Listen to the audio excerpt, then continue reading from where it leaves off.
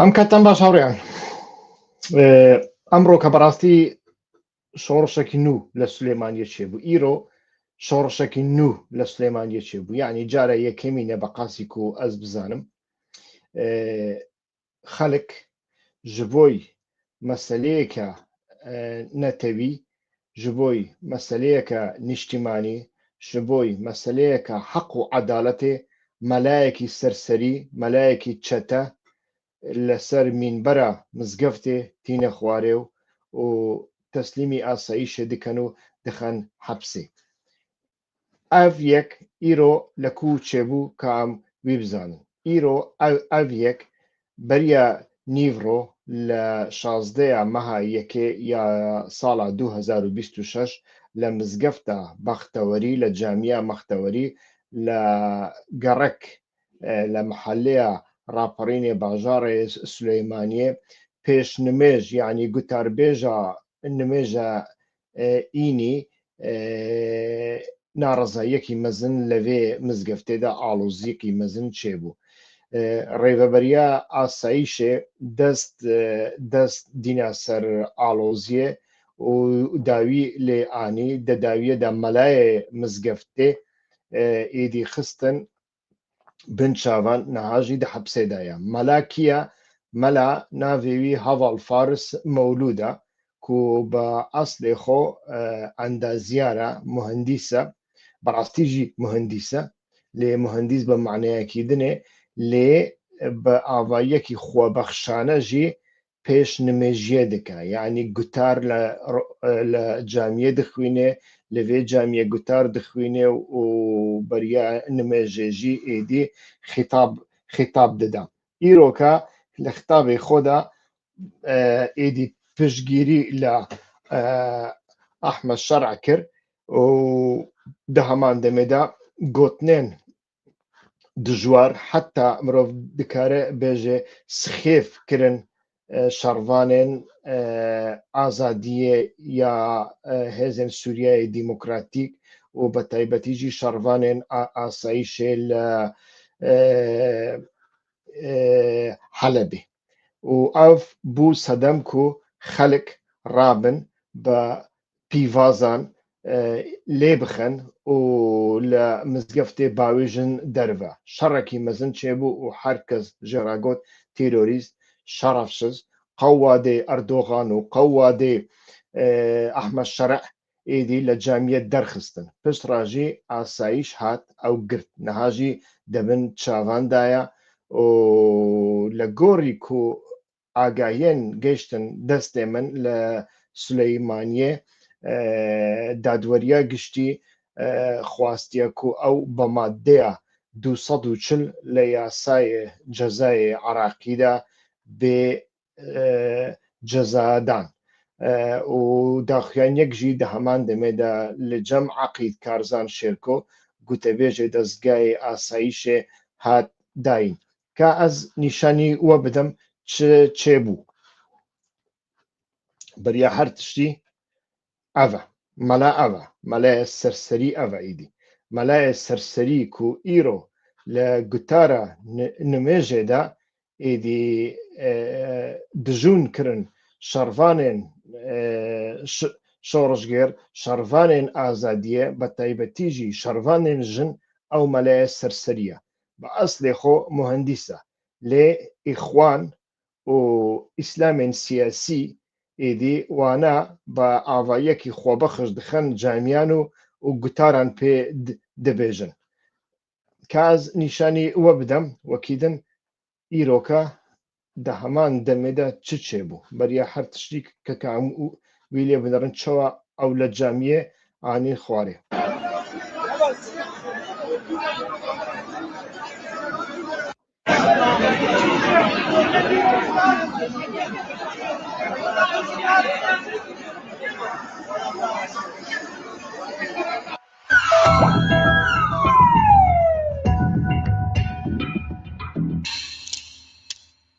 بەڵێ ڤیدیۆکی دنێژی ئەزێ نیشانی وە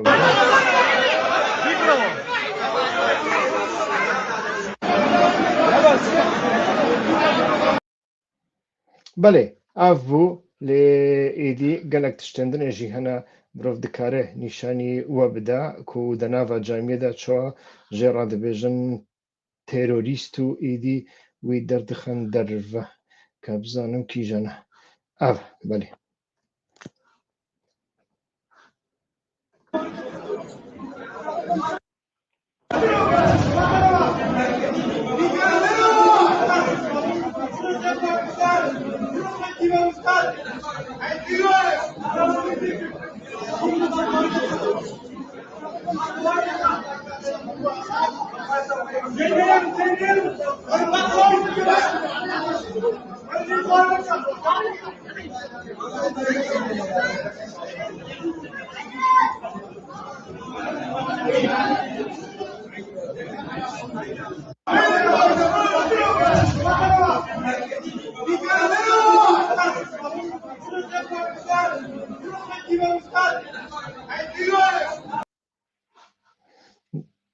بەێ هەواڵن هێژا لە کەرەما خۆ vێکێ ئەز ژوە دەخوازم بە تایبەتیژی هەوارین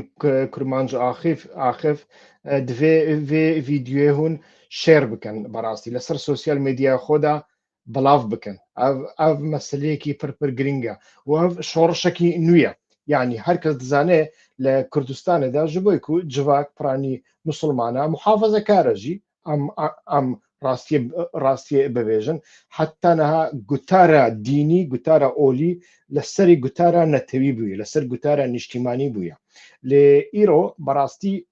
شۆڕشەکی نوێە و ئەv لە سلەیمانیە ئاوا بوو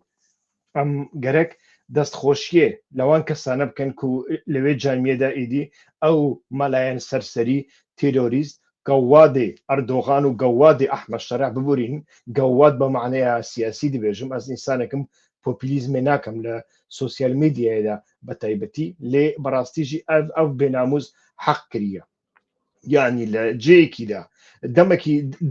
دەمەکی درێژە ینی یەک دوو هەفتێ ئیدی هەنێک مەلایەن سەرسەری یەک ژوانە مەلا مەزهرە سەرسەریەکی پڕپڕ مەزنە ئەز هەوڵ بدەم ئەوێوی نیشانی وە بدەم یعنی فەرقی خۆ بە داعشێرانە شخوا داعشە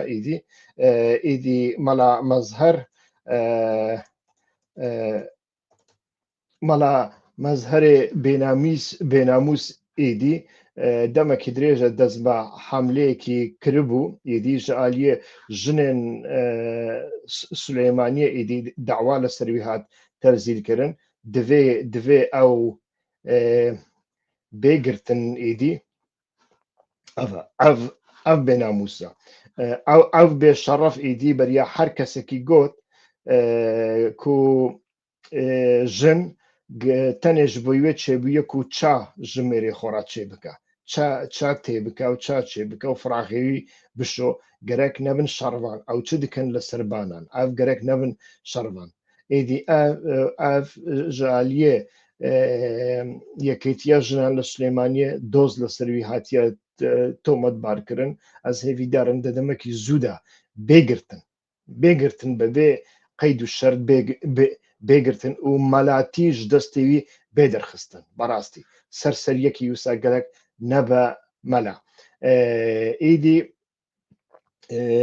ev e ya dinê gelekî dinê hene yanî dixwazin propagandeyekî wisa dikin dibêjin ji bo ku mêrê wan xwe vedişêrin û jinê wan diçin şer dikin bênamûs yanî mêrê wan xwe venaşêrin lê ji bo ku mêrekî wekte bênamûs û bêşeref heye êdî نۆکەرتیە ji bo ئەردۆغان و ئەحمەد شەرع dike ئەو jin diçin şer dikin hey bênamûs hey bêşeref êdî ev berastî wek min got tiştekî nû ye divê hûn şêr bikin divê hûn belav bikin taku millet bibînê cesaret werbigire li her camiyekî de gotinekî wisa hatkirin ew mela gerek bê rîswakirin di heman demê de ez dixwazim bêjim hemû melayên mizgiftan wisa nîne gelek meleyan cuda jî hene meleyan baş hene ez dikarim henekan ji wan re nîşan bidem yani henek be berevajî diaxivin êdî melayên niştîmanperwer hene meselan yek ji wan e ew e ke ez ji we re bînim ser ekranê yek deqe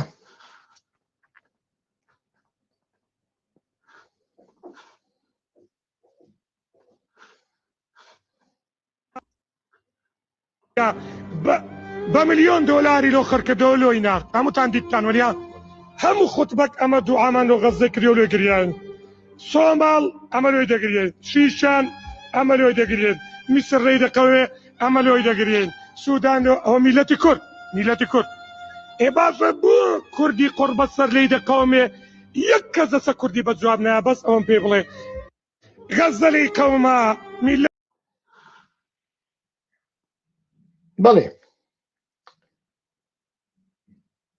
بەڵێ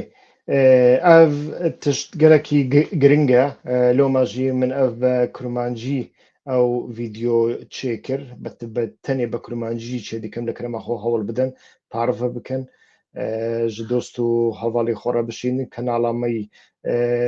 YouTubeê abone bikin ji bo ku li ser Facebookê tiştê min namînin berastî tên li nav birintên sîlkirin niha jî ez dîsa lê dinerim li Facebookê dîsa ew live tê pekxistin werin ser kanala YouTubeê li kerema xwe hevalên hêja belê êdî ev wek min got şorişekî giring e berastî li Kurdistanê ava dibe ji bo ku ew gotara dînî pir xirab tê bekar anîn بەتایبەتی ژی یعنی نەها لە هەولێر و سلێمانیە هەنێکی فەرق هەیە دەمێکی لە هەولێرێ یعنی تشتێ هەری باش خوا یا پەدەکێ سیاسەتە پەدەکێ هەگەر کو ئەمبێژن باش یعنی دەناو کەوانەیدا دەبێژن باش تشتێوی هەری باش ئەوەکو مەلایەن مەلاو ئیسلامیەن دەڤەرێ هەولێرێ هەمی گەندەڵکردنە هەمی فەسادکردنە ji ber gendaliya fesadiye êdî nêwerin gotnekî bibêjin ew tiştekî pir baş nîne bêguman yanî mela gerek bê terbiyekirin mela gerek bê însankirin mela gerek bê welatparêzkirin dîn û îslametî gerek li dijî neteweyekî newê bekar anî û dîn û îslam gerek ji hevdû cuda bibin êdî dîn û îslam gerek ji hevdû cuda bibin dîn û siyaset bibûrîn ji hevdû cuda bibin lê li Hewlêrê pedekê siyasetekî wisa meşandiye kengî bixwaze wana ew bi wê rengî eyar dide wan ez rast dibêjim yek ji wan e ew mela mezherê bênamûs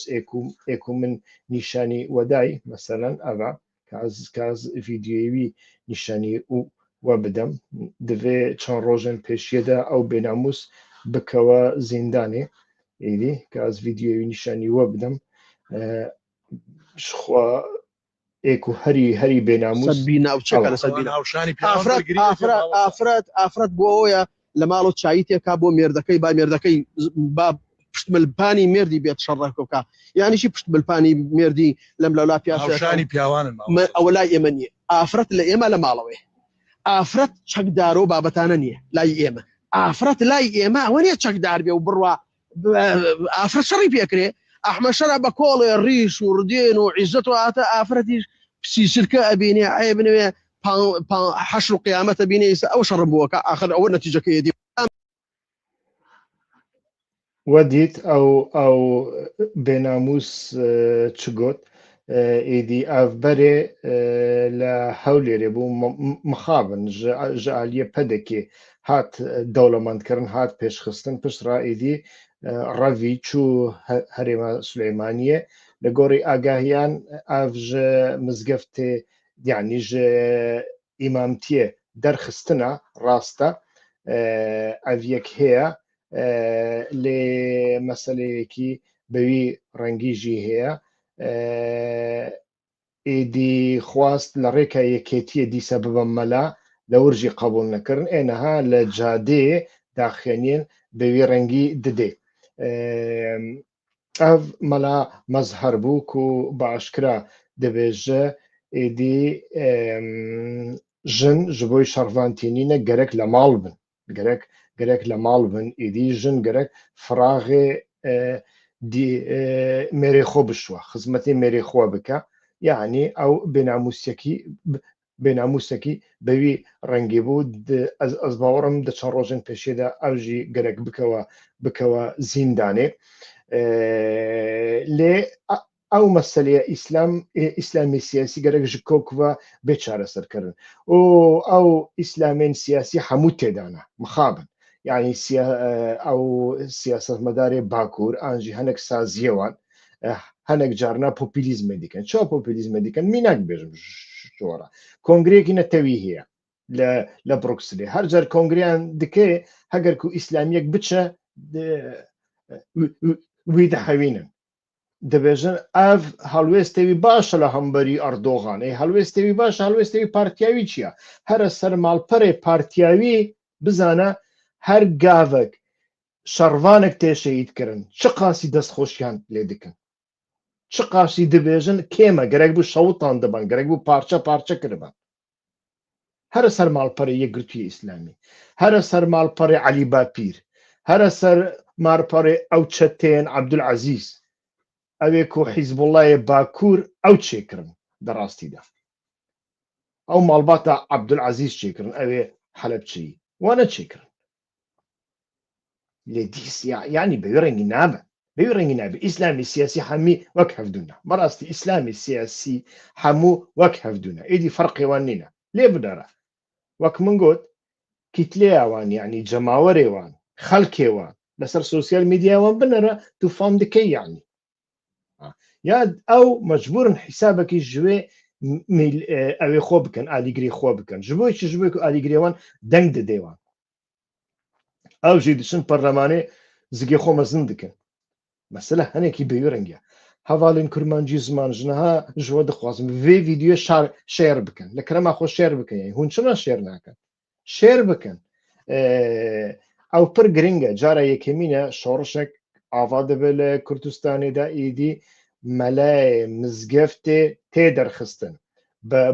بە سەریە پیڤازان لێ دخن وی دەردخەن دەرەوە ژێرا دەبێژن تێرۆریست ji بۆی چه ji بۆی ku لە بانگا نمێژە ئینێدا ئیرۆ ئیدی دژونên خراپ ji şervanên azadiyê ra ji şervanên hesedê ra kirin û bevî sedemî jî êdî aloziyekî mezin çêbû li nava camiyê de êdî asayîş mudaxele kir